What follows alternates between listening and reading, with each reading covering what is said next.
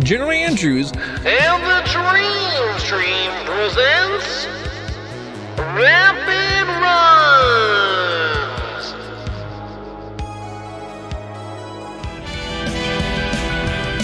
All right, everyone. Next up, we have an interview with the runners of Teenage Mutant Ninja Turtles Shredder's Revenge. Take it away.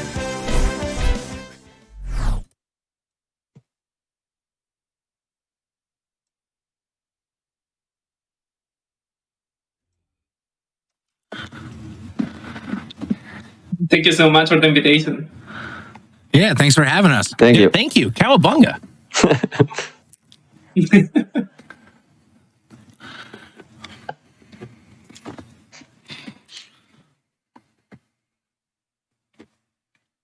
I mean, changed a lot.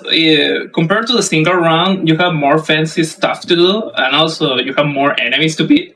So the coordination, and of course, having a really good team and teammate affect a lot to the run and the time to the splits.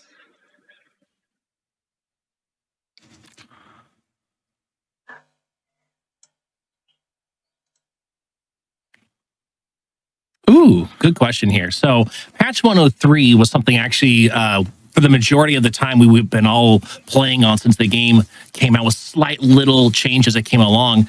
But patch 103 is where the original like big time glitches were found with Raphael. Raphael is able to do a very specific super move that other individuals can do as well. But for some reason, the game would make enemies that had fall animations stun lock in their fall animation if you used it properly. And that saves you a lot of time, especially on certain bosses that have waves or cycles that will continue to keep on cycling out. That they're just going to now stay there, and you get to go ahead and beat up on them pretty easily. And it's really nice. On top of that, too, the new patch has all kinds of different methods of playing. You can change enemies' health. You can change the settings. You can make it so that there's double health. You can make it so that you can only get taunts by building your meter naturally. And then one of the biggest changes to the game from the old version to the new version is actually the final Shredder fight. The final Shredder fight is completely changed. And in the new version, although it seems a lot more fun and everything, it is also a lot more RNG. Also, a really good thing is changing a very specific stuff. In this game, you have the power storage in the current patch. You can do that in the current patch. For example, in the crank fight, you can storage the POW ability and then use it to the boss and kill him immediately. And that is not going to happen in this patch because that's not working here.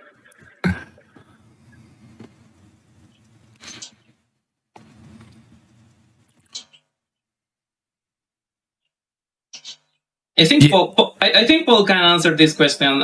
Paul, ¿qué strats o glitches serían como imposibles de mostrar en una maratón? Tenemos un glitch bastante difícil que puede softblockear el juego, que sería en la parte del robot tortuga.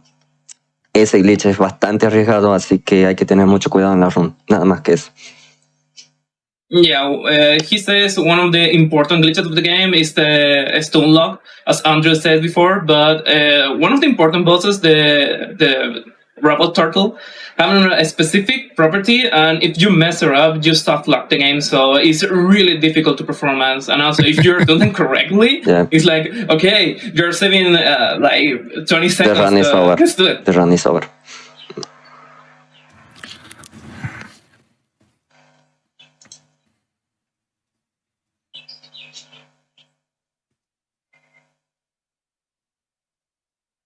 For us, the same thing Paul said before, that thing.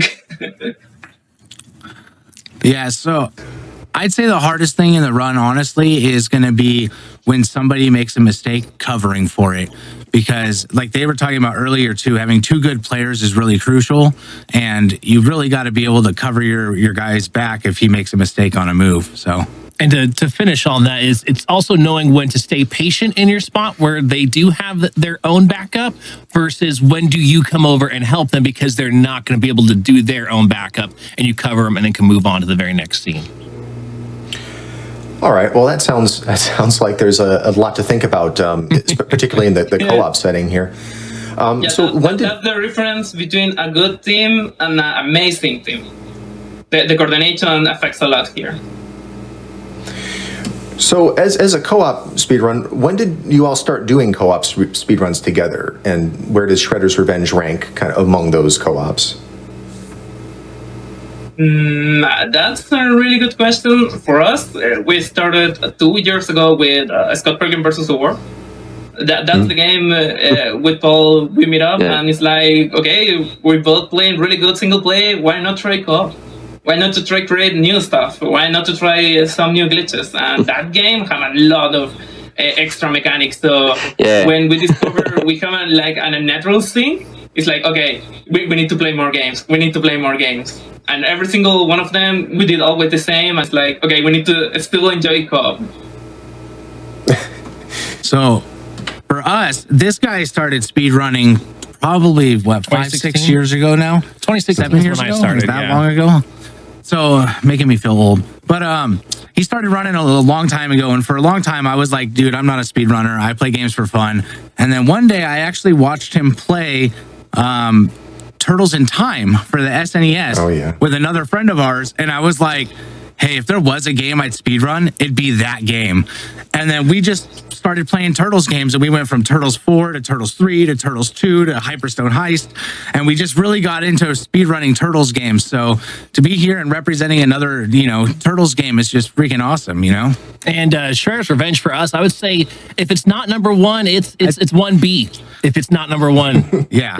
I would definitely agree with that, because Turtles 4 still holds my heart, but this game is so awesome. All the throwbacks to all the Turtles stuff too is just amazing. But yeah, for all the Ninja Turtles lovers out there, we're Ninja Turtles lovers. Big time. Yeah, awesome. Well, that is all the time that we have. Thank you all for talking with me today. Hey, thank you very much. Thank you for having us. Thank you. And good luck in the race, guys. Good luck. And cowabunga. All right. Teenage Mutant Ninja Turtles. Teenage Mutant Ninja Turtles.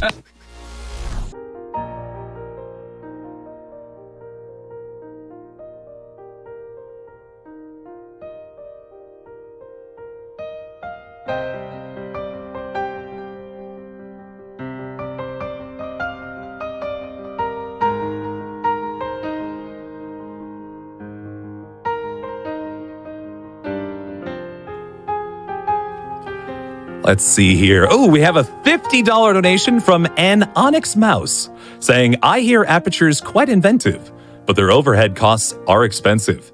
It would be quite a shame if the next bonus game didn't meet the required incentive. Thank you very much for just a spicy little limerick before we transition our way on into the next game, folks. It sounds like we are just about set and ready to go for Teenage Mutant Ninja Turtles Shredder's Revenge, featuring GeneralAndrews, Dospostmann, Benja, and Paul Knives. All right, folks, let's get it underway. Let's see what we got in store for us today.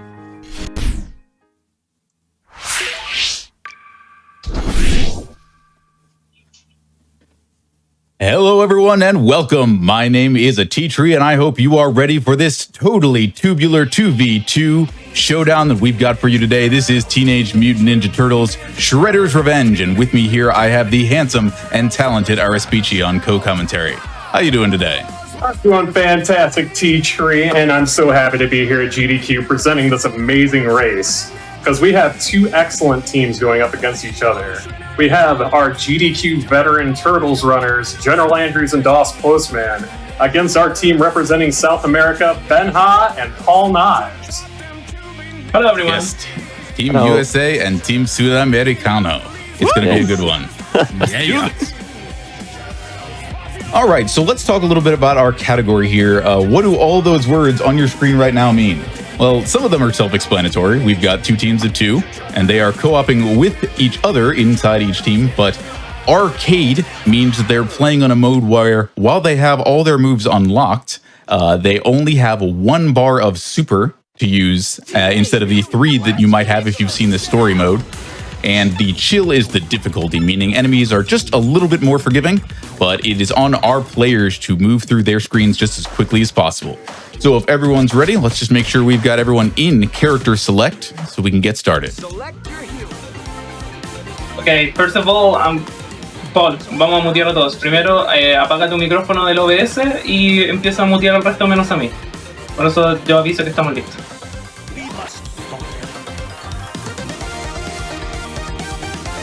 All right, if our teams are ready to go.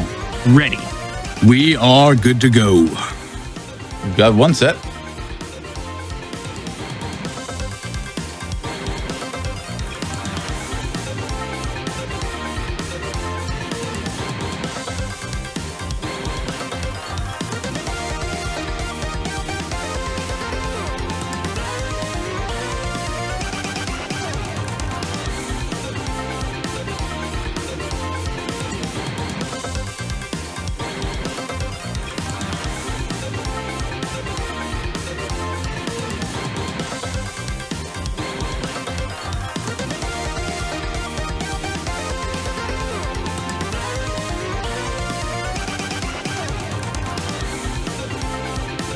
All right, it looks like we've got both teams in player select.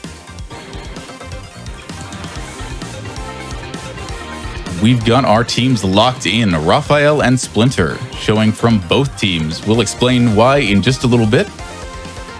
But now it's time to get us started. 3, 2, 1, let's kick shell!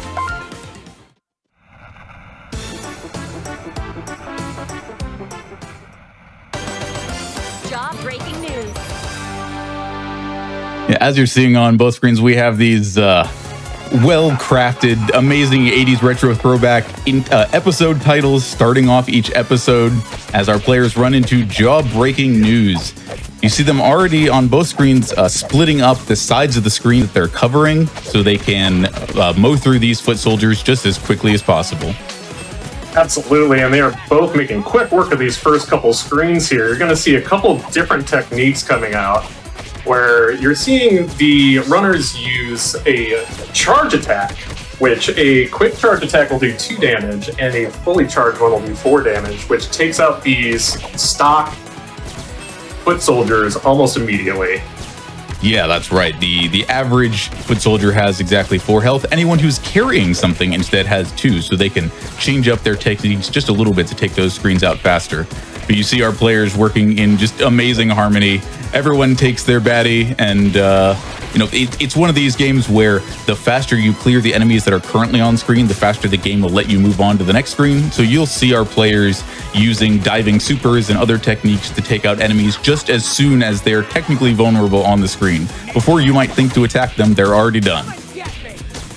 Absolutely, and if you would have seen on a couple screens here, we actually have the foot soldiers taking place of regular employees here, just living their everyday lives. Yeah, the little touches, the love in the game is everywhere. The foot soldier at the desk with no keyboard, just trying to look busy. I think we've all had that on one Monday or another in our lives. But yeah, let's talk a little bit about character choice. So we've got both players, both teams using a Splinter. Splinter being kind of the slow but powerful, the Mike Hagar or the Axel of this game. If you put him in the right place and use his moveset, he does a great job clearing large areas. And then if you want to talk about a little bit about why both teams are using a Raphael. Oh, absolutely. Not only does Raphael have a strong amount of attack power, but his utility is great. And there might be something that you see coming up on this boss that is a little game-breaking. Yeah, we're using the first patch of the game, specifically provided to us for the ability to run it today by Tribute Games, the makers of this game, and a lot of other really cool games like Mercenary Kings and Flint Hook. So Raphael has a little extra power, a little extra rudeness in his moveset that he might not have in other versions of the game, but it's something really fun to show off. All right, and it looks like GeneralAndrews and Dospostmann are just a screen behind as Benja and Paul Knives make it to Bebop. Let's see if they can pull off the technique. 1, 2, 3, and the boss fight is over. Bebop is now out to lunch for the day. So Raphael's dodge super has a very unique technique where it will actually grapple an enemy and throw them to the ground, but bosses can't be moved like that, so bosses that have a falling animation instead just get stuck. Yeah, basically because the third hit of the technique hits them as they're trying to get back up, and the way that that technique starts is it makes the enemy stop waiting for the rest of the super to happen. Because of the way those two things interact at the very end, they just don't get a chance to move again. And that works on roughly half the bosses in the game, so if it went so fast you didn't see it this time, you'll get some more chances. As we head to Big Apple 3 p.m. Absolutely nice little shout out to Turtles in Time, Big Apple 3 a.m. Excellent use of the power pizza showing up for the first time. That puts you in an infinite spin state for a few seconds. And on this particular patch, they actually also have to watch their movement very carefully because the power pizza adjusts its speed both rotationally and directionally to the speed of your character. And Splinter, as the slow bruiser, moves a little bit slower than everyone else while eating one of those, but it's still a very powerful tool when used well. And that's a thing you'll see from these runners because they're so experienced. Positioning is going to be key throughout the entire run. You'll also notice that they are using a new thing to Shredder's Revenge, where you can hear Raphael laughing quite a bit, and Shredder going to a meditative state. That is actually a taunt that fills your super bar up immediately. So we'll be seeing that being peppered in all throughout the run to try to make the most damage happen across the screens. Yeah, if you've played this game casually, especially in an online setting, you may have had players kind of locking you by sitting on the left side of the screen and taunting. And in that case, we apologize, but no, the syncopation that these players have and the synchronicity with which they're getting everything done, including the taunts, you basically wouldn't know they were technically stopping the action at all because they're just ready to go every time a new screen is loaded up. We'll also see one in just a little bit here. Yeah, the things like the traffic cones and the change meters are all what the game considers hazards. Very much like in the classic arcade games, if you send one of those flying across the screen and it runs into an enemy like that, or the explosive barrels, it will deal a large amount of damage. So we'll see our runners using those effectively all throughout the run to clear out spaces just as quickly as possible. All right.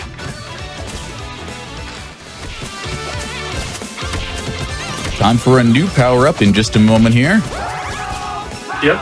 Yep, we've As got Benja Ben picks up the infinite super pizza, he is going to be flying all over the screen, destroying these axe-wielding foot soldiers as they run right into the Rocksteady fight. Now lets you use any of your three supers without taking down your ninja power for 10 seconds. Although if you don't have charge before you start it, you can charge that in the background, which we saw him do. Rocksteady is also out for the day, although they do have to make sure they clear him down while also taking out the ads in the fight. Expertly done. Absolutely amazing work from Benja and Paul Knives. And there's a nice little touch throughout that stage too, if you notice. At the beginning, foot soldiers were dismantling the turtle van, and then we got to see the boss of this next stage right at the end going into the Rocksteady fight. But Andrews this is and our Posty first also with a very side-scroller of the clean game. clear. Yep. We're now down to one of our side scrollers, which all have songs with lyrics accompanying them. So while we jam out to some of that and you watch them clear out these first waves of foot soldiers before they enter the tunnel, now would be an excellent time for some donations. Certainly can do. How about this $100 from Tribute Games, who says, best of luck to the racers from the Tribute team. Cowabunga. Cowabunga! We got time for at least one more. All right, we also have $500 from Jack, saying it's a boat time. We have a portal run without all those pesky portals getting in the way. The portal bonus, by the way, at $37,000, working our way up to 80 grand. Let's keep it going, friends. Fantastic. Thank you, everyone. But yeah, like I mentioned, this is technically an auto scroller, but it's only auto insofar as like where the waves start. If you can take enemies out faster, you can advance through this stage faster. You can make up 30, 40 seconds if you are right on top of the enemies, as we're seeing from both of our teams here. Absolutely. And Benja and Paul Knives gets their first look at the Turtle Tenderizer. However, you cannot do damage to it at this point. You just have to play some baseball. No, unfortunately not. You can hit it as much as you want, but you can also just chill out, grab a slice of pizza, take a sip of soda, whatever you need to do.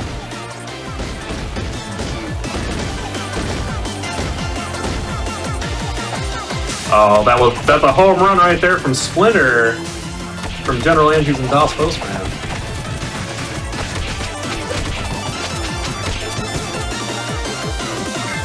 Who seemingly are still roughly a screen behind, but there's a lot of time to be made up because there is quite a bit of RNG in this game. Yeah, really no time lost. It's staying very close. I've been impressed by the synchronicity and the ability to swap up enemies on the fly from both teams.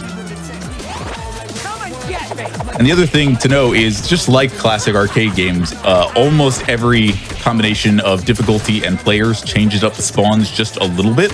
So our players are just intimately familiar with exactly what they're looking for their run today.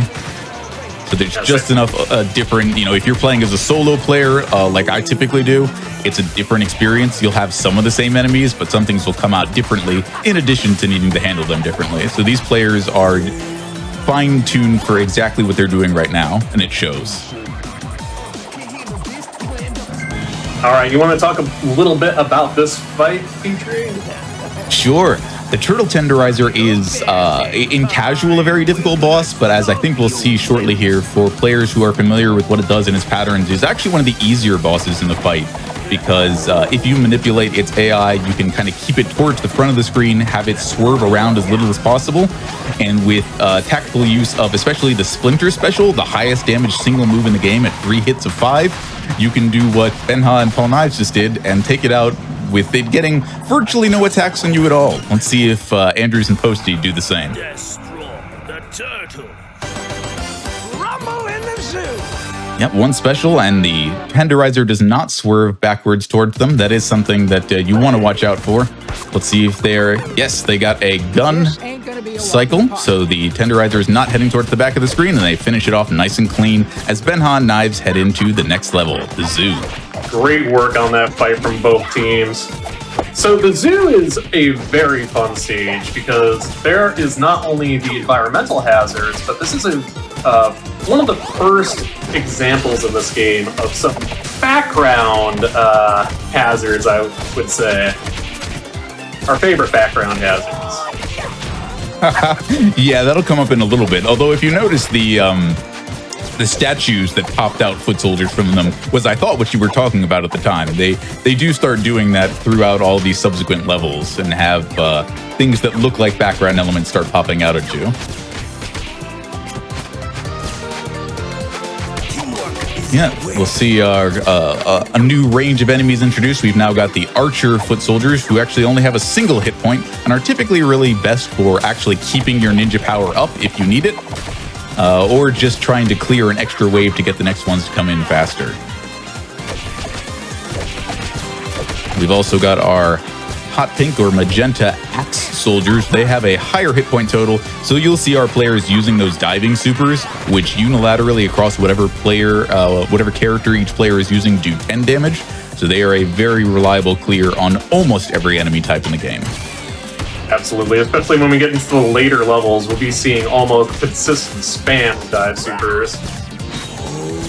Hey, you say that, but they do have a relatively narrow hitbox, especially vertically. While you may notice that the kind of explosion out from the dive super hits enemies in a wide radius to the left and right, if they are more than a few steps above or below you, it won't hit. So our players do have to be very careful about where they put those. And here are your good friends, the monkeys. Absolutely, they're so happy in the background. They're just cheering our runners on, giving them some food to keep their energy up. Yeah, Benja and Paul got through without any monkeying around. Those bananas do both do damage and cause knockback to you or whomever else they hit. So if you're lucky, you can take advantage and put some extra damage down on the foot soldiers. Ooh, we saw our players take a manhole cover to the face. Thankfully, we're playing on chill, so that's not so bad. On gnarly, that can take down about 2/3 of your health in a single hit. You do not want to see the manhole cover come towards you. All right, as Benja and Paul Knives make it into our first doubles fight, where we have Dirtbag and Ground Check. They're partners in trouble. Let's see if they can get the stun on one of them. Wait, that's the wrong series. Never mind. But nice, they did get the stun on Ground Check, which is hugely beneficial because having these two run wild, very, very challenging. Did an excellent job both stacking the two bosses up and rushing them down when only Dirtbag was left. Very, very clean. As Paul and, as Andrews and Posty enter the same fight themselves. Benja and Paul Knives making it into the sewers. I wonder what that silhouette is. Everyone's favorite.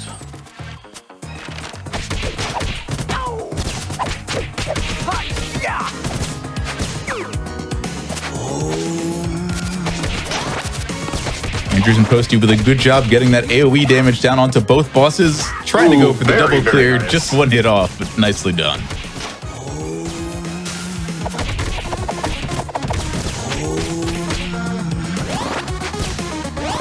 All right, let's see if Benja and Paul are able to do what we call fast trains.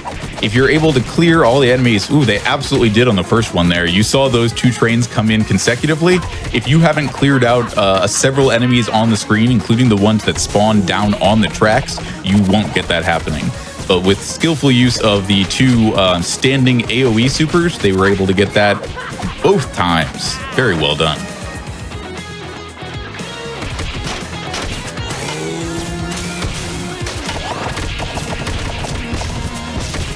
Watching to see the same from Andrews and Posty. Ooh, we got one even closer together. That was basically the same train. All right, and over on Benja and Paul Knives' screen, we have the introduction to everyone's favorite enemies. Those cute little Mousers making their first appearance in the game. Yeah, would you believe that as much as this is based on the 87 series, the Mousers were actually a very minor character asset, between them and Stockman. But they make such a perfect video game enemy that they've come back in virtually every game. Yeah, if I remember correctly, they were only featured in one episode. I believe that's right, but they're not the only characters or enemies in this game that are so background characters, as it were. There are some really deep holes here, and I appreciate all the lore. Oh, absolutely. Like, previous games did such a good job with the composition story-wise in this game, and deciding what enemies they're going to bring in, and just the general flow overall. Like, I can't say enough about how well they put together this game. Yeah, like, I'll tell you, I never really thought I was going to get into speedrunning because the idea of, grinding out the same thing over and over again, I'm a kind of a particular player like that. I love like a range of games, and I just kind of like having the stimulation of something new. But this game absolutely spoke to me. The game feel, the way everything flows, the things you can make characters do are just absolutely perfect to me. And then Paul Knives start the Rat King fight, and they get the stun lock. Yes. The Rat King is as Rat King does. He is the most difficult stun lock in this patch, but they made it look very easy. You saw Raphael soar through the Rat King, which can absolutely happen if your spacing is just a little bit different and you won't get that stun lock, but no trouble for these two. Yeah, it is a very difficult setup for it, but yeah, getting that is key too, because that fight has probably the most punishing RNG in the game. Yeah, it's just down to how the Rat King operates. If you don't get that lock, every time he takes a certain amount of damage, he'll jump back up onto his jet ski there. Let's see if Team 2 gets it. Yeah, it looks like they've got it, and the extra splinter ult for good measure. Both teams are doing an excellent job keeping their strats in order and keeping things moving along. So, once again, there is still a ton of RNG to come, so this is still anyone's race. As Benja and Paul Knives making their way through the mall, we're going to be seeing these mech enemies. Whoa, the mall, dude! We've got to go to the arcade. Yeah, if you play with certain characters on certain levels, you get special lines. That's one of Mikey's for the mall. Yeah, as Arispici mentioned, the Mauser mechs, as we call them, are the new enemy for this stage. They actually have a total of 12 HP, meaning they're not dispatched with a single diving super. So our players have to track where they're going to come down by watching the shadow or just keeping out of the way of the falling mech, and then dispatch them as quickly as possible.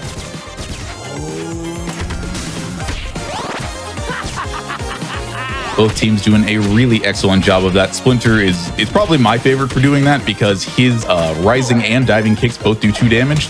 So as we saw on Andrew and Posty's stream, they were able to do that both times. The diving special from Splinter followed up by the rising kick, a very quick dispatch. Benja and Paul onto the second set of mechs for the mall level. Dude, that was a very, very slick touch there from Benja and Paul Knives, both hitting the dive supers simultaneously, and then also simultaneously taunting before the enemies came in range. And the double jump through the mech fall. I'm not sure I've seen that before. I might have to take that for myself. As they move on to one of the other very, very deep cuts. If you recognize the name on the arcade machine behind them, you're doing better than I did. I did not recognize this character from season 7 of the series, I think, from 2 episodes of the show where Leonardo is playing a video game that gets struck by lightning and comes to life. This is Tempestra.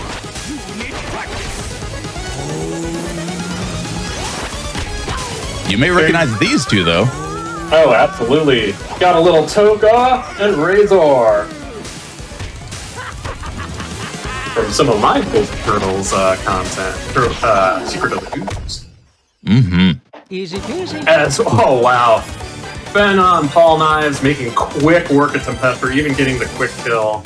Yep, So in that Tempestra, much fight- like Rat King, uses HP totals to change techniques.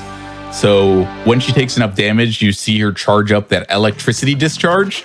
And so our players were putting down just enough damage to not trigger that so they could recharge their supers and get in for more damage. All right, let's see how GeneralAndrews and Posty handle it as Benja and Paul Knives make their way through the rooftops.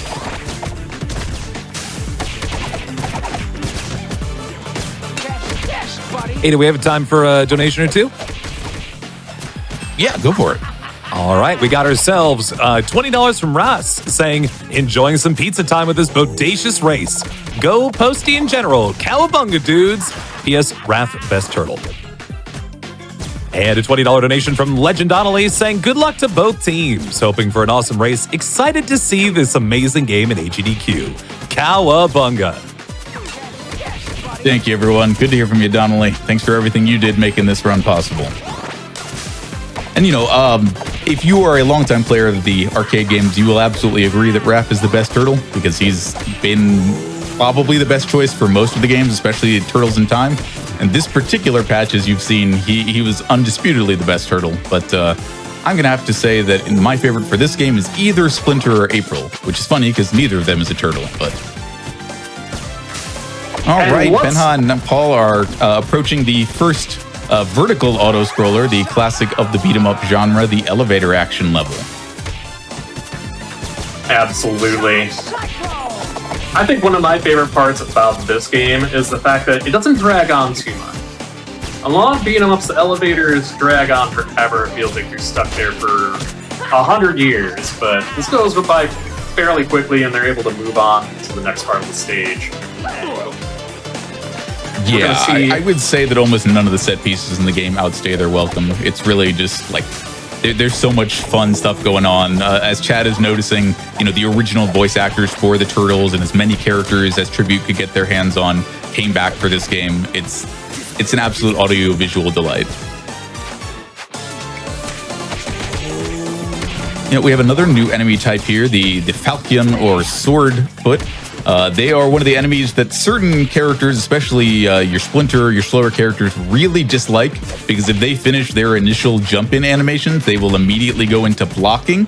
And a character like Splinter is so slow that actually, while most characters want to dash to the other side and attack them from there, Splinter unfortunately can't do that. So he'd better have a super saved up, or he's just going to end up in a situation where he kind of has to back off and let them put their guard down naturally.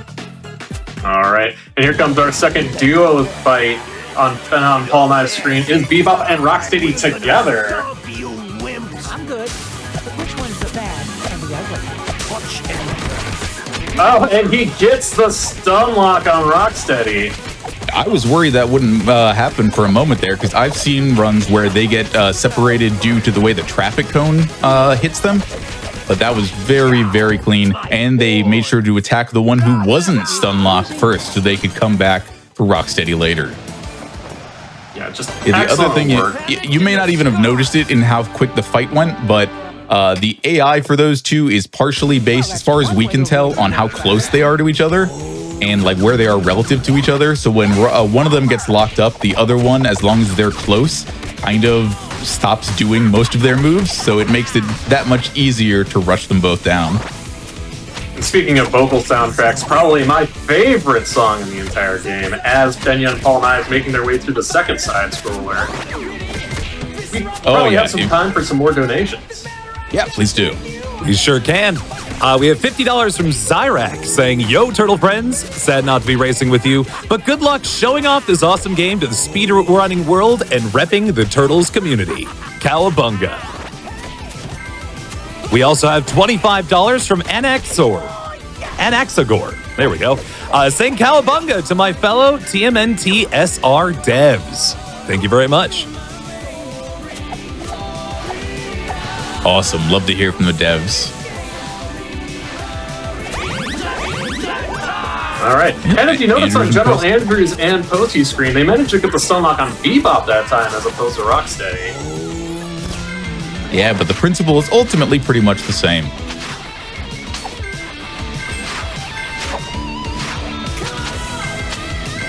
And one thing you'll see on Benja and 𝐿𝐼𝐏𝐿𝐄𝐍𝐓's screen as these missiles are coming through, a lot of the environmental hazards that come at you in this game can actually be dodged with good positioning on the screen. Yeah, and it kind of comes down to a matter of personal taste. We're not really certain if leaving the pizzas to travel all the way across the screen is slower. I'd say it feels slower, but we haven't done the frame by frame to check.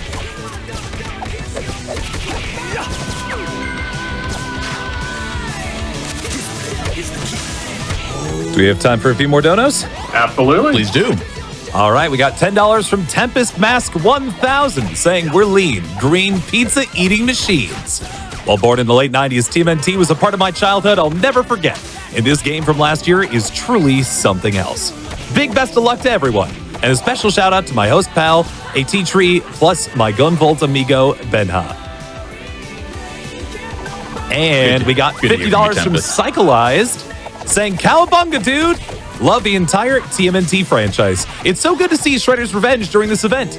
Good luck to all the runners, and a big thank you to GDQ for always keeping things awesome." All right, as Benja and 𝐿𝐼𝐏𝐿𝐄𝐍𝐓 are making their way into the next fight, one thing that Tribute did, not only have they wrapped up good nostalgia for Teenage Mutant Ninja Turtles, but they've also put references to other games in video game history in here. As we like to call Wingnut here, Storm Wingle, because of a attack he may or may not use, depending on how the runners handle this. Oh, there he goes. Yeah, it's time for the Storm Eagle phase. This is not what you hope to see here, as the Wingnut becomes, well, not entirely untargetable, but he'll definitely give you the slip during that phase. Absolutely, which is a nice little tribute, no pun intended, to Mega Man X.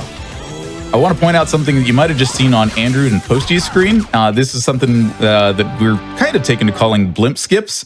The way that on this patch in particular, enemy spawn-ins to the game changed is that enemies are actually basically on screen or spawned in as soon as they are ready to be used. So if you know where they're located behind the blimps, you can actually defeat them before they drop down onto the screen. And we just saw Andrews and Posty do that with blimps 2 and 3, which should give them a little time back. Also, everyone's favorite environmental hazard making its way back here on the boardwalk on Benja and 𝐿𝐼𝐏𝐿𝐄𝐍𝐓's screen, the loose floorboards. Yeah, the Shredder's Revenge bingo card for runners includes, especially for co-op runs, how many times someone takes a hit on the boardwalk, so keep an eye on those.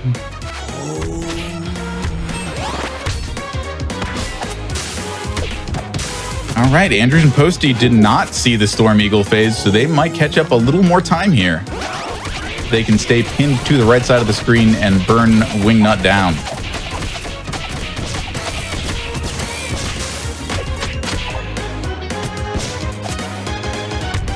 We got time for one donation if you've got one, Shadow. I certainly do. We got ourselves $200 from Space Coast Gaming, saying, good luck, guys. General and Post, you guys are an inspiration for all co-op runners. Let's kick some shell and cancer. Put this to runner's choice, which at the moment, friends, is that Portal bonus run with airboat percent of all things. We really want to see this run happen, friends. We are nearly $38,000 of the way there. We need to hit 80,000 before later this evening. So keep making those donations and keep getting them in for the Portal run. Yes, send your donations quickly. Speaking of quickly, Benja and Knives do an absolutely fantastic job. We've seen a new enemy type here, the Black Foot Soldier, also known as the Psy Soldier. If you hit and don't defeat or knock them up into the air, they'll hop back at an angle that your characters aren't very good at dealing with and will throw out a fan of size. So you absolutely want to take them down with a super, with a charged hit, something that means that you don't have to deal with that. And Team Sudamericano has been doing a fantastic job making sure they don't get away. Absolutely. And, you know, if you played this game casually, you know they are an absolute nightmare to deal with, because sometimes they'll just jump off screen and disappear for like 30 seconds. As Benja and Paul Knives make it to Leatherhead. The other most difficult lock in the game. They got to get their spacing just right, but they've got it. Oh my goodness. Fantastic works. That's such good consistency from these two. Defeated him before the barrel even came in. I like to see a good barrel kill, but that was something else. A few screws loose. Andrews and Posty doing a good job with those supers, taking out these Psy Soldiers as quickly as they can. Just a few hits here and there. They are keeping good pace, making sure to clear out the fleas that come across the screen so they can get every next screen coming up sooner. A fun note about this screen that Benja and Paul are on, those motorcyclists and a few later are actually some of the only completely optional enemies in the game. If you let them drive on through, you don't have to worry about them. We see that they had the game knowledge to know that that was the case. Yeah, I mean, they're not trying to cause any trouble over there. They're just out for a stroll. Right? I mean, they're not evil. They're just programmed that way. Yeah, exactly. Well, that's getting a little existentialist. Maybe it's not time for an ethics debate. How about time for a donation? Sure thing. We got ourselves $25 from Crunch Prank, saying, donating on behalf of me and my older brother.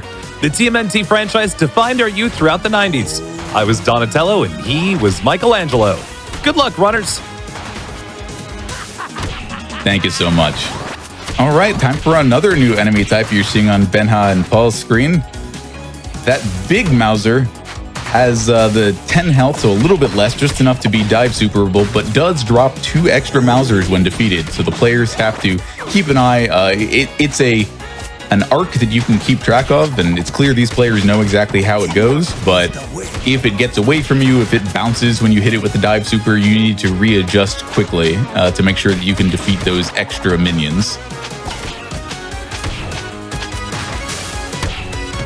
So Andrews and Posty weren't able to get the line up on Leatherhead, but they made short work of the fight regardless. Just in excellent fashion. Yes, very well done. They're going to go ahead and move on to a few screws loose themselves.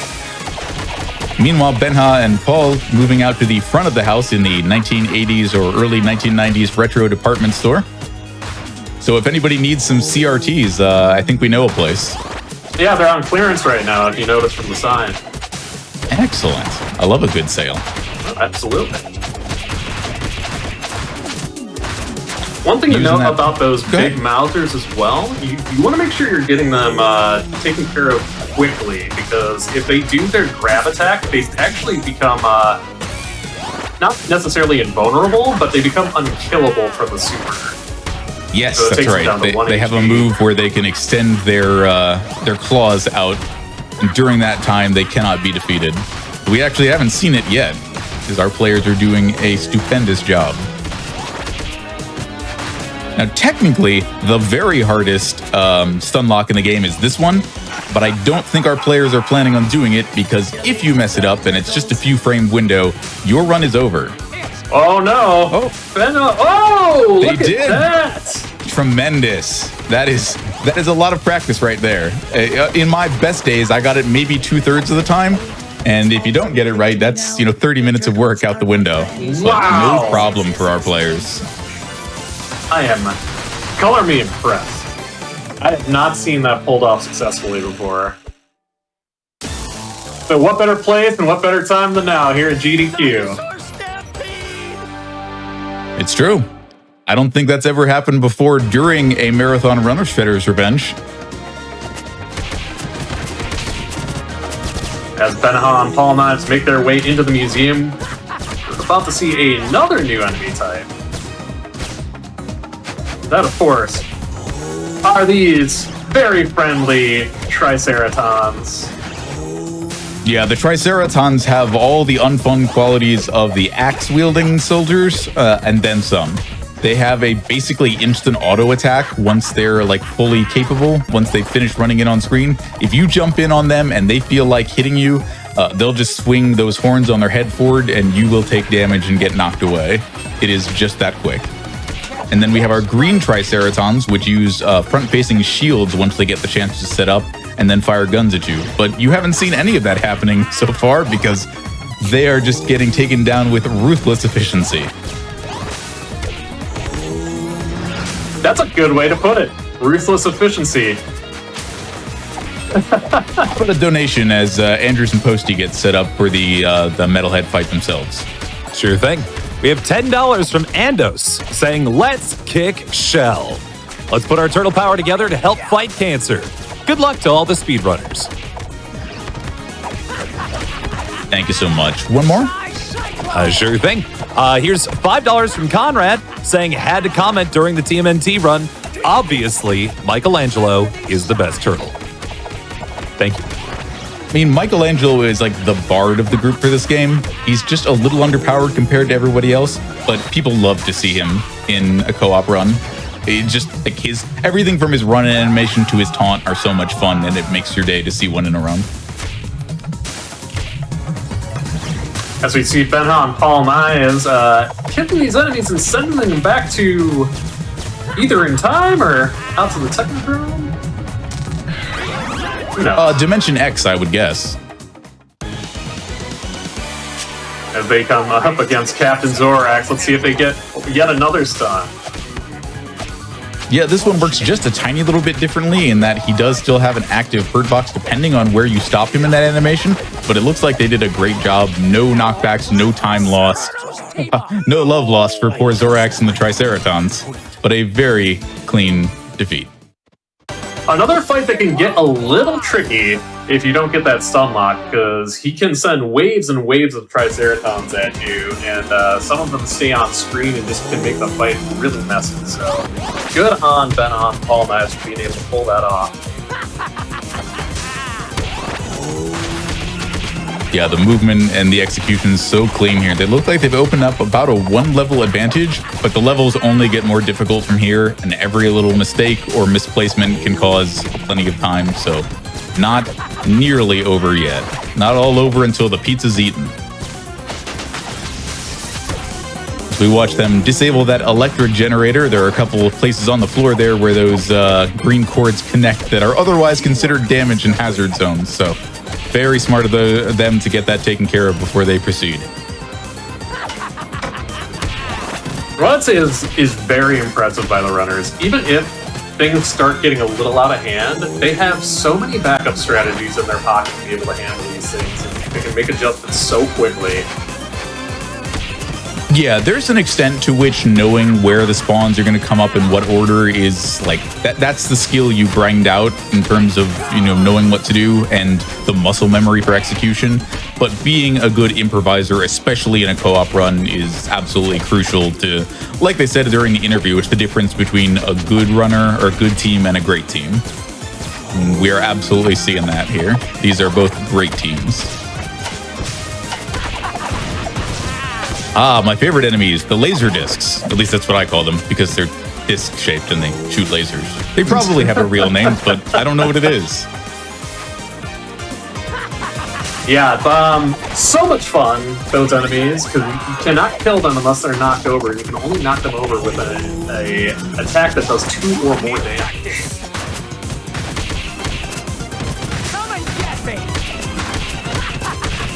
And if you don't hit them fast enough, they just go right back underground and just pop up anywhere. Yep, and as we'll see later on, certain environmental effects can like knock them aside, but then they'll get back up, and you can't knock them over until they get back up on their own. Yeah, we're seeing players queue up exactly the attacks they'll need to take down each of these waves, happening for both player screens right now. Our team in the museum sending everyone back to Dimension X. Our team in the lab keeping those supers on point to tear through the laser discs just as quick as they can, because they know exactly where and in what order they'll drop. Both teams on a boss right now. We've got Zorax locked up on Andrews and Posty's side, and my favorite cute little boy, Baxter Stockman. You know, I think it's just the combination of the bow tie and the fact that he doesn't have the flesh-colored gun this time that makes him less creepy to me. Right? It's our boy, Baxter Stockman! So in this fight, Baxter has a very specific pattern he goes by. He will fly across the screen, and if he's able to fly across the screen 4 times, he goes into his desperation attack, which makes him vulnerable for a time. But he can be stunned with supers, as we are seeing Paul Knives Benja making quick work of him, not even allowing him to do anything. No, that was a clinic in keeping his AI contained. They knew exactly when he was planning on doing a new move. They threw down a super. Oh boy, it's the muscle boy. Yeah, unfortunately at this point, the story that's been going on in the background is Bebop, Rocksteady, everyone's been working together to recover the pieces of Krang, and he has now been fully powered up by the power of Baxter Stockman and the Tempestra arcade machine. So it's time for our runners to head to Dimension X themselves in the ruins of the Technodrome. Second favorite song in the game, by the way. It's just such a banger for such a... It's a longer stage, but having this theme run throughout it just is... It feels like it goes in an instant. As we see these stone soldiers come in, another new enemy. Before we get into them, how about time for about 2 donations? 2 donations can do. We got ourselves $25 from DY saying radical, bodacious turtle race. And $25 from Hermione Danger saying, you want to know the best turtle? Donatello. Yeah? No? All right. I like it. Very good. But yeah, as Arispici mentioned, the stone soldiers are the Triceratons, but meaner. If they start charging at you, if that's the attack they decide to do, and it's the only attack besides a punch that the orange stone soldiers have, they cannot be stopped unless they are defeated or they reach wherever they're running to. So when it was mentioned earlier that there'd be parts where the dive supers might be spammed more often, I think this is the part of the run that was in mind. Oh, absolutely. Ooh, the just chef kiss clean use of the AoE standing supers from both players on Team Sudamericano to get that last screen before this second elevator. I love it. And after they clean up these mobs, we're actually going to see our first instance of a mini-boss in the game. Yes. You know, every tenant from a previous arcade game had to be adhered to. There had to be mini-bosses in here somewhere. And so the leader of the Granite Grunts, General Trag, joins the fray to try to delay you a little bit further during this run through the Technodrome.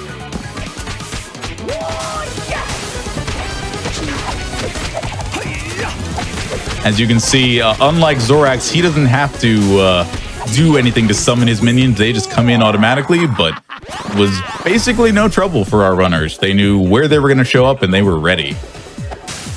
All right, as Posey and Jen make their way into the Stockman fight to see how they handle this.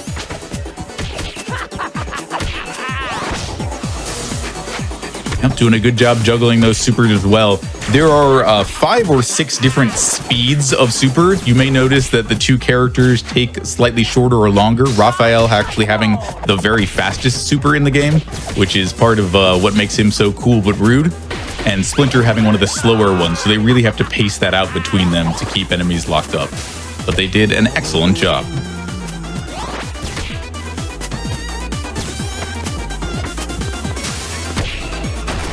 Benja and Paul coming up to the second to last screen of the Technodrome, using that power pizza to sweep the ground, come across, and take out every enemy on screen. Excellent. Oh, that's no, what it's you Super love to Shredder. See. No, we have Super Shredder at home. See? It's just Chrome Dome. Ah, yeah. Okay, of course. This fight is very, very fun because this is absolutely an homage to Shredder in Turtles in Time. Yeah, as you see the Mode 7 look there, our players had to throw a foot soldier at him to get him to come back down, but they knew exactly when and how to do that. Doing a good job of keeping the deck clean, such as it were, being ready to get that second set of throws and finish him off as easy as you please. Oh, yeah, and just a beautiful 2-cycle there. There's no even question that they were going to get it. As they head into episode 14, we might have time for 1 or 2 donations, because a quick side-scroller here at the beginning of the stage. Sure thing. We got Sparrow the Spider donating $50 with a haiku. Holes in space and time, blue and orange they shimmer, airboats are faster. We are trying to raise, folks, enough money to get to that Portal bonus run here. We need to get to $80,000. We're currently at $38,000. Keep those donations rolling in. Like this $25 from Setzer G, saying the old TMNT arcade games hold some of my fondest childhood memories, so I have to donate during the best the series has seen in a long time. Let's kick Cancer's shell. Couldn't agree more. Thank you, everyone. But yeah, you saw, as Arispici mentioned, that opening auto-scroller, while a lot of fun, and it's a game that runners love to play to see who can get hit by either the most or the least meteors. Shoutouts to False Boo and a few other friends. It really doesn't matter so much on any difficulty, except maybe Gnarly, because you won't get hit by enough to actually defeat a turtle, and then there's that pizza that comes up on the first screen afterwards. And speaking of pizza, another new enemy coming up on Benja and Paul Knives screens, the horrifying pizza monsters coming up from under the ground. Honestly, the biggest horror they can bestow upon your run is what we're not seeing here from Benja and Knives, is that they can desync and choose to show up from under the ground at different times. And if that happens, you just have to be ready to change up your strategies and change from whatever you were expecting to do to make sure that you don't miss one of them. Because if they don't hit you and you don't hit them, they'll dive right back under the ground, and then you have to wait for them to come up again. Yeah, here's our desync. 1, 2, 3, and 4 separately, but a really good job of picking up the last couple. Only one of them got away. Nicely done. Oh, yeah, absolutely beautiful work. Also, did you see that silhouette in the background creeping? I wonder what that could have been. I didn't see anything. Weird. Might have just been my imagination. That could be. Certainly there's no unwelcome surprises waiting for us. Oh, of course not. No unwelcome surprises for Andrews and Postman. They are making good time clearing the last couple of screens before they themselves take on Chrome Dome. Benja and Paul Knives doing a good job staying out of the molten tomato sauce. You find yourself in that, it can be a bad time, especially on this patch.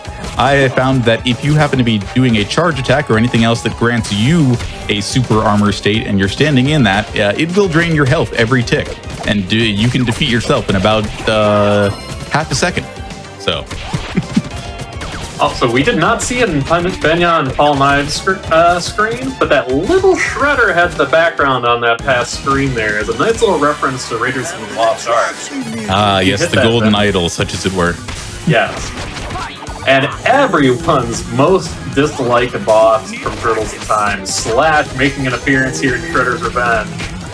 He's actually arguably a runner's favorite here because he cannot be stunned, so you can really just go to town on him. He keeps doing his thing, and as long as you work around his patterns, you can take him down in no time flat.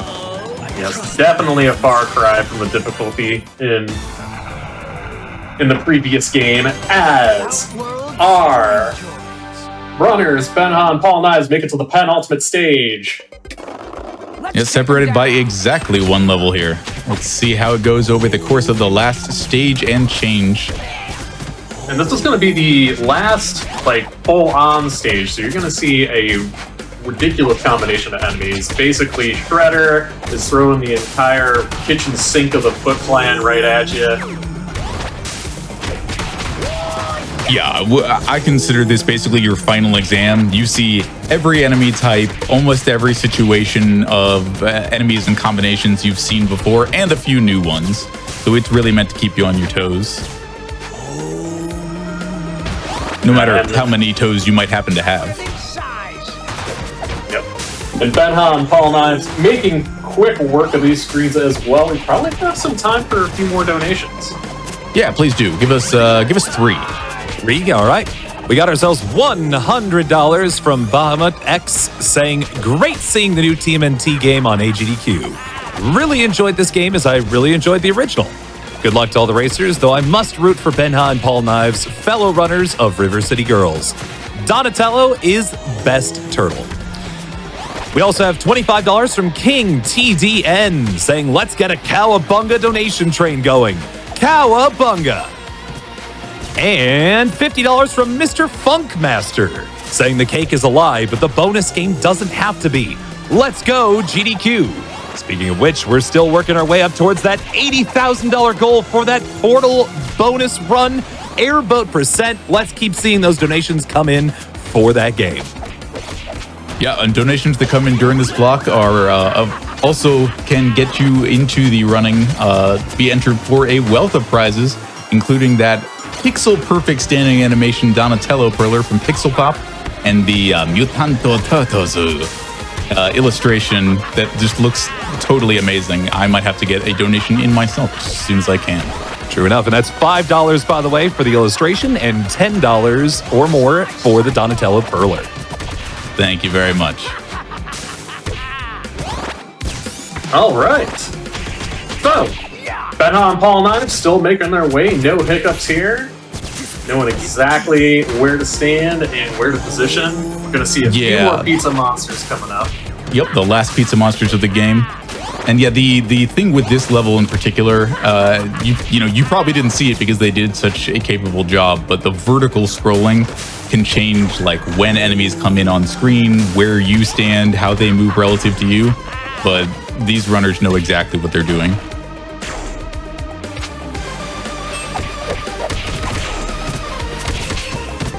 Just a few more screens left until the next boss for each team, keeping good pace with each other. Absolutely. How about time for one more donation before each of these boss fights pops off? Sure thing. McBoat donated $25 saying, I love TMNT. It was a blast being able to play this game with friends when it came out. Maybe you want to say, go ninja, go ninja, go. Go ninja, go ninja, go. Go ninja, go ninja, go. Go ninja, go ninja, go. Go, go, go, go. Word to your mother, as Vanilla Ice would say. Absolutely. Well, here he is, the ultimate Krang. So this is an interesting fight because this is one thing for this patch specifically, that there is going to be a difference between our two teams. If you'd like to explain that a little bit. It's possible. Yeah, we'll see how when Krang goes into this state that we call 𝐂𝐎𝐍𝐍𝐄𝐎𝐓, and I think actually our players are playing over Parsec or maybe some other sort of sharing technology, so they may not have that problem. But if you're playing in a normal online session, that's the way the game is coded, up until the most recent patch, only the first player could damage Krang while he was in his 𝐂𝐎𝐍𝐍𝐄𝐎𝐓 state, but we barely saw it at all. So now it's time for Krang's surprise for you. Huh? Wonder what that could be. We'll show you how a true ninja fights. Oh no, Shredder came in doing a Sigma green threat. Yeah, the flying crossbody from the top ropes, and time for one more fantastic song. If you are a fan of the Wu-Tang Clan, as they are a fan of the Turtles, you'll recognize some of the voices in this one. Shredder is a difficult adversary because if you do too much damage to him too quickly, he'll go into that electrified guard state, during which he is completely invulnerable, and hitting him will cause him to discharge that electricity. Unfortunately, he was able to get away and do his teleport and multiplication move just before they finished him off, but a very good job tracking down the real one and putting an end to the Shredder. Right? Yeah, busting out a little Kagi no Bushin. Ah, dang it. There he goes. I never was able to get that smoke bomb technique down. I always tried to do it as a kid. Just couldn't make it happen. Yeah, I mean, oh yeah, but please rise for the Foot Clan national anthem. Who would have thought we'd be fighting the statue of tyranny? Fighting the end of Ghostbusters 2, such as it were? Yes, exactly. Yeah, and this is actually a boss that'll look significantly different on the live patch. It attacks faster, somewhat more aggressively, and cycles through its different moves.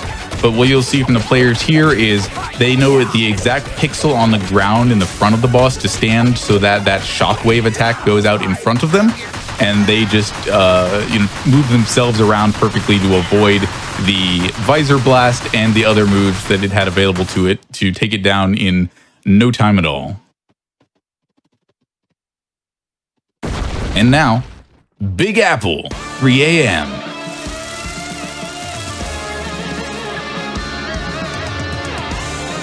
Here he goes with the ooze.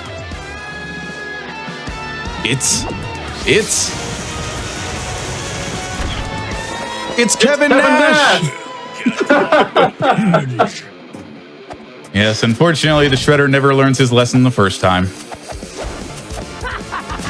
So our players will be hopping over these flaming hotspots behind the Shredder and either leaping over or moving in between the flowery bursts of flame that come out from around his person, trying to stay as close as they can so that as soon as his mutagen power overloads and he becomes vulnerable, then they can just run him down, as we're seeing right now. Yeah, absolutely. Yeah, just to take note, he is invulnerable to attacks until he has that overload. Yeah, very much like Chrome Dome, you have to wait for a specific time, and depending on how you move relative to him, it influences how likely he is to teleport, and he can do anywhere from 1 to 3 of those sets of dashes before he becomes vulnerable again. Andrews and Posty going into the Krang fight. Let's see if they are able to keep him from going Krang-geef while Benja and Paul Knives That's cleared. time for Benja and Paul Knives. It is. GG. GG to them. What an incredible, consistent, and well-performed run. As we're watching GeneralAndrews and Dospostmann take out Krang, let them finish this up.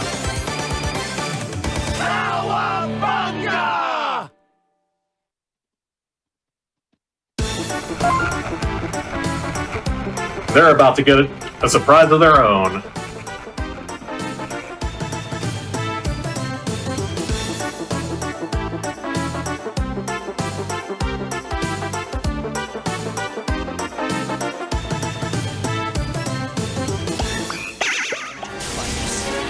Why don't you give us a quick 2 donations, Shadow Temple?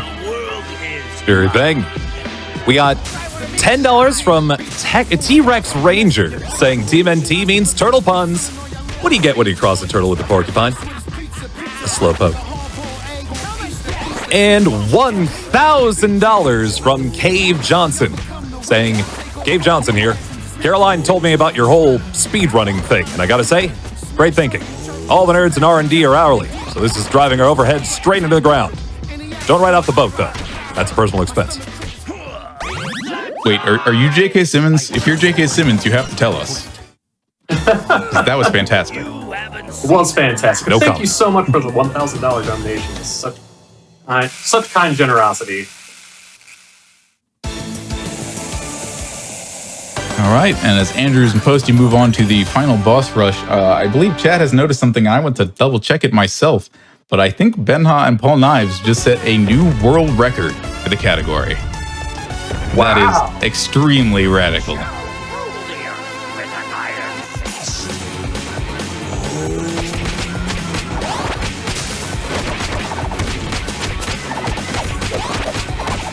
Yeah, as we finish up the run here, I want to take an opportunity to give some shout outs to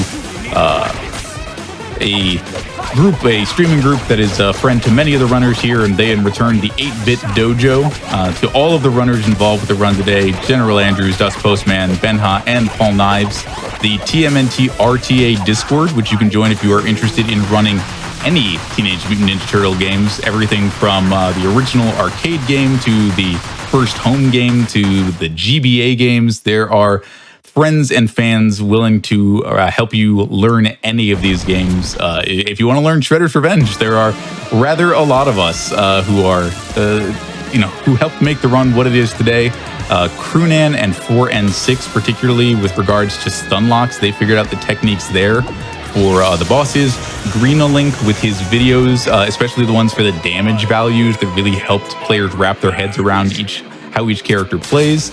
Some of the early runners, the people who figured out that the sub-hour barrier was possible, including Pikachu, Falsbu, Retro Raye, Luna Valkyr, and also, I guess, me. I am a solo world record holder for Splinter on the normal difficulty. And of course, 2 tribute games for making this fantastic labor of love. This is my first speed game, and it is an honor, a pleasure, just everything I could have hoped for to be part of this run at Games Done Quick. My sentiments exactly. I have been so honored to be here, so honored to have so many people watching and enjoying this game that I personally love so much as well.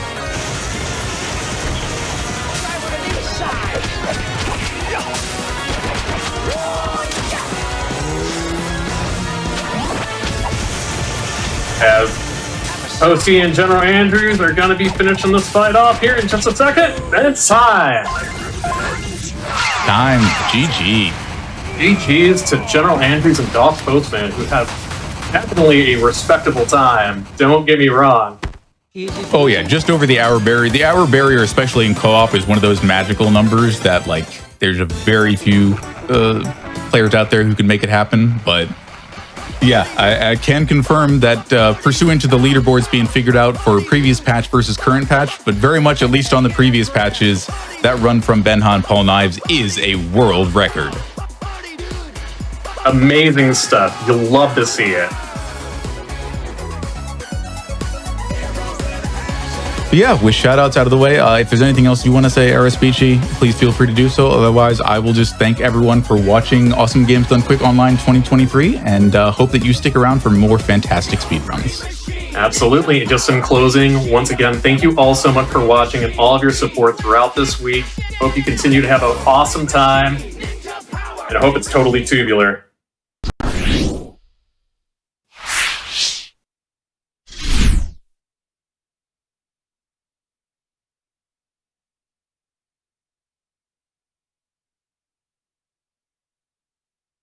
All right.